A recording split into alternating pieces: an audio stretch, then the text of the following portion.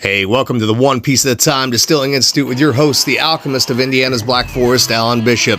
Hey, this channel is all about home distilling and legal distilling. If you've got questions, reach out to us in the comments below, social media, or via bishopshomegrown@gmail.com. And don't forget to check out thealchemistcabinet.com.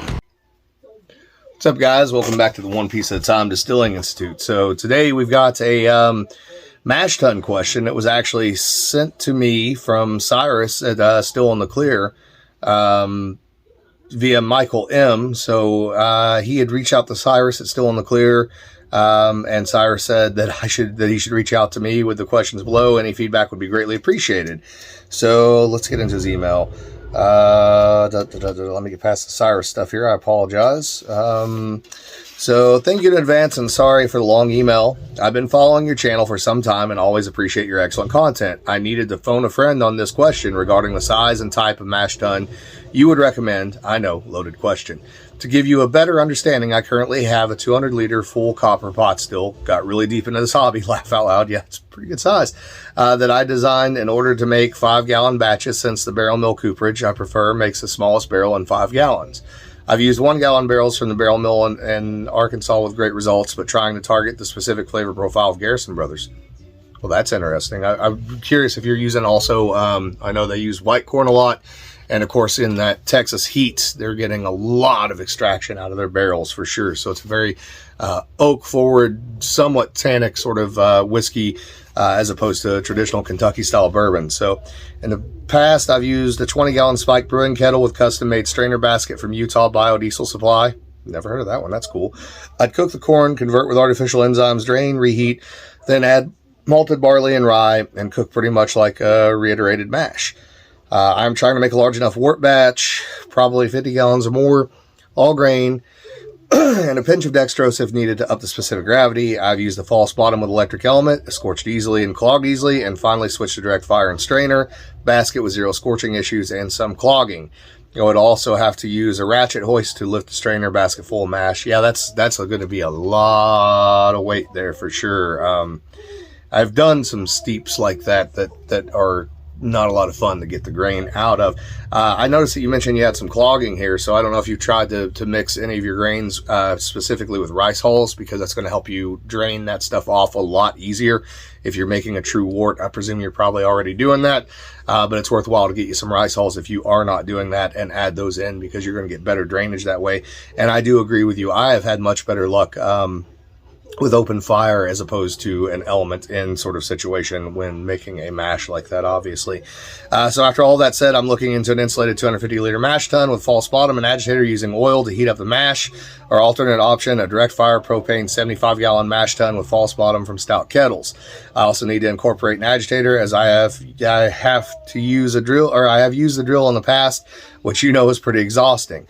I have a 500-gallon propane tank at the house, or I can wire up 3 5500-watt elements, 100 main breaker to heat the oil mash tun. So if you had any luck with jacketed oil mash tuns, just trying to think of extracting wort for each option as well. Hard to talk about this with folks, and figured you would be the best option. If you've made it this far, thank you so much for your patience and would love your expert opinion. I absolutely love this hobby and sharing my product with my friends.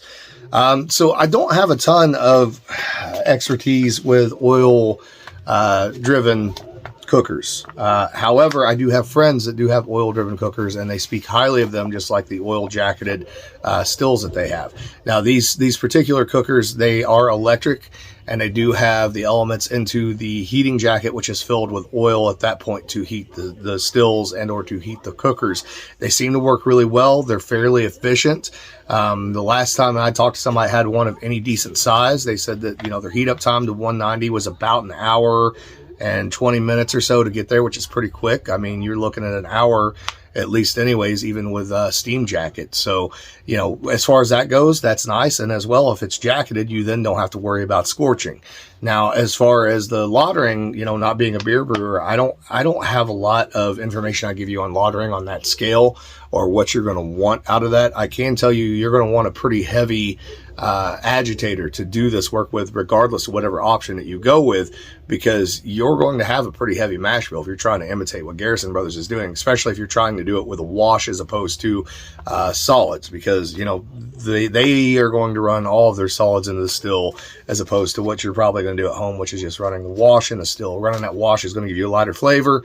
Therefore, you're going to want to probably go to a slightly higher specific gravity, or maybe even not a slightly higher specific gravity, but maybe even leaving some of the starch behind by not converting everything, by adding a little extra grain to it without the conversion in order to get some more of that flavor to come across. If I were you and I were doing this on your scale, this is just me in my opinion. I mean, gas and electric, both are expensive one way, shape, form, the other. If you're going to get around to doing these levels of cooks to do something with, but if you had that propane tank at home, I would almost always go with propane, but that's because it's what I'm used to. I also think you could probably get away with a cheaper vessel than you would if you went with electric.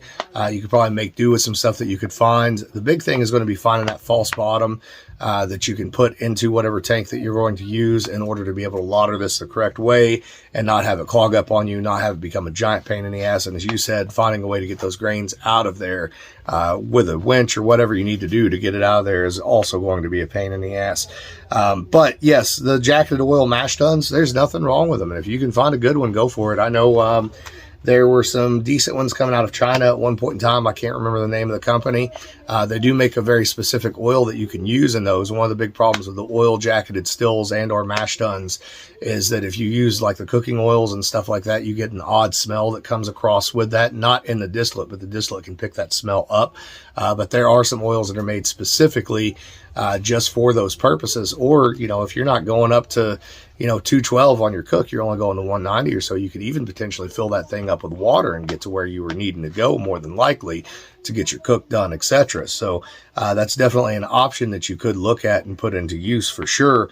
Again, make sure that agitator is going to hold up to everything that you're going to want it to do. The only other issue that I've ever seen with oil jacketed stuff is, when you're dealing with propane or you're dealing with steam or anything of that nature, it's reactive. It's very reactive, right? You can walk over and turn your propane down. It's going to slow everything down. It's going to cool off fairly easily, or at least stop heating. It may take a little while to cool off, but it's going to stop heating immediately. Same thing with steam. It's not like that with an oil jacket. There's no great braking system. It's like trying to bring a freight train to a stop, right? You got to hit the main brakes on the engine and then go hit all the brakes on the cars, running back the train to get everything to slow down. So you have to be a little more careful with the way that you're heating, and when you get ready to slow down or stop, be prepared for that and build that time into the process basically to be able to handle it. But otherwise, I see no issues with that. And I know a lot of commercial distillers out there now, especially new places that are starting up, that are doing exactly what you're talking about. So I'm not sure if I got all of your questions answered there. I hope I basically touched on all of it that I possibly could, and I helped you out a little bit there, give you some ideas, give you some stuff to think about. If you need to go deeper, let me know. Just shoot me an email at bishopshomegrown@gmail.com, and we'll talk back and forth and see what we can't come up with to help you out one way, shape, form, or the other.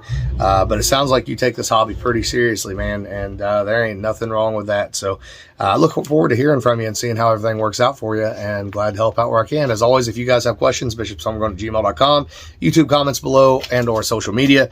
Be sure you check out thealchemistcabinet.com, order the new book, The Alchemist Cabinet, Volume 2, The Black Forest Method, and check out my 2 podcasts, Distillers Talk with my co-host Christy Atkinson, as well as If You Have Ghosts, You Have Everything, wherever you get your podcasts. We are currently on a break between seasons 2 and season 3, but there's about 35 episodes of paranormal goodness for you to catch up on if you're into that sort of thing. And we'll catch you soon. Love you guys. Later.